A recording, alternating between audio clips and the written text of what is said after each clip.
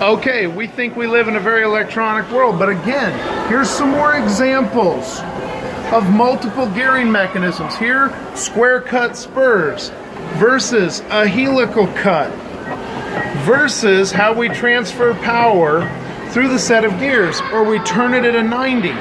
If you think all of this stuff is just passé, you're silly, because this is how everything works. In fact, this right here is a steering rack in an automobile. Here we talk about the different speeds.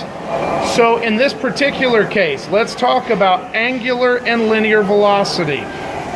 We'll do that in just a moment. Here, where you have gears that are attached to one another, now you really have a big set of change. So, let's talk linear and angular velocity.